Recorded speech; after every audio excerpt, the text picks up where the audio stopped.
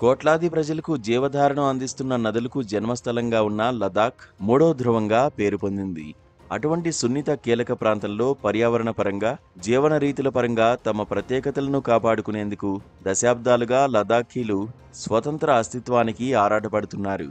దేశ సరిహద్దుల్లో, అందున చైనా, పాకిస్తాన్ నడుమ ఉన్న ప్రాంతం కావడంతో పాలకులు వారి ఆకాంక్షను నెరవేర్చేందుకు సుముఖత చూపలేదు.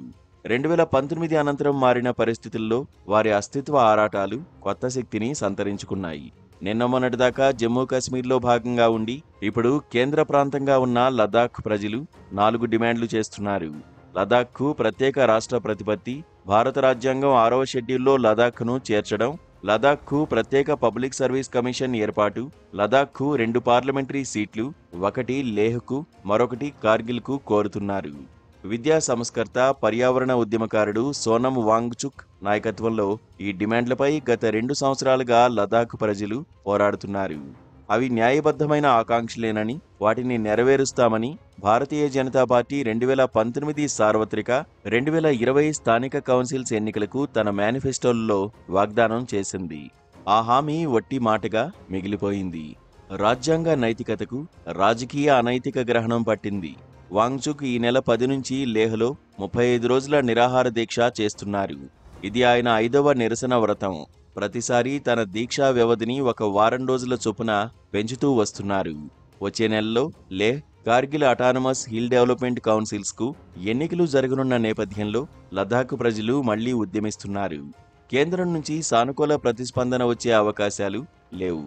నిజానికి లదాఖ్కు రాష్ట్ర ప్రతిపత్తి ఇచ్చే ప్రసక్తే లేదని 2 ఏళ్ల క్రితమే కేంద్ర హోంమంత్రి అమిత్ షా తెగేసి చెప్పారు.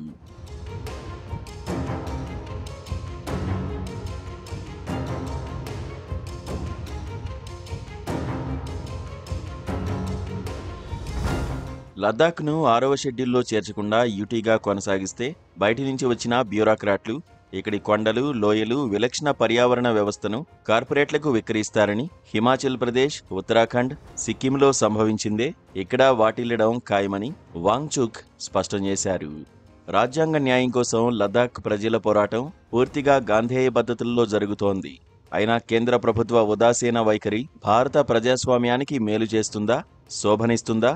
విద్యారంగంలో వాతావరణ మార్పు వైపరీత్యాలను అరికట్టడంలో ప్రశస్త కృషి ద్వారా అనేక అంతర్జాతీయ పురస్కారాలను అందుకున్న ప్రజా మేధావి సోనం వాంగ్చుక్ తమకు ప్రత్యర్థి అయిన ఒక ప్రతిపక్ష నాయకుడిలా కేంద్ర ప్రభుత్వం ఆయన పట్ల వ్యవహరించడం గర్హనీయం. ఇచ్చిన హామీలు నెరవేర్చాలని డిమాండ్ చేయడాన్ని నేరంగా పరిగణించడం ఎలా రాజ్యాంగబద్ధం? దేశ పౌరులకు భారత రాజ్యాంగం కల్పించిన హక్కులను, జాతీయ భద్రత, పర్యావరణ పరంగా కీలక ప్రాంతమైన లదాఖ్ వాసులకు ఎందుకు కల్పించరు? రాష్ట్ర ప్రతిపత్తి కల్పించని పక్షంలో లదాఖ్లోని ప్రజాస్వామ్యం ఎలా వర్ధిల్లుతుంది? లదాఖ్ ప్రజల రాజ్యాంగ న్యాయ ఆరాటం పట్ల దేశ పాలకులు తమ ఉదాసీనతను కొనసాగిస్తే అది ఒక మహా తప్పిదము, మహాపరాధము అవుతుంది. లదాఖీలకు సహానుభూతి, సంఘీభావం తెలపడం సమస్త భారతీయుల నైతిక కర్తవ్యం. ఈ కర్తవ్య పాలన సరిగా లేకపోవడం కూడా దేశ పాలకుల ఇష్టారాజ్యం యథేచ్ఛగా కొనసాగడానికి కారణమవుతోంది.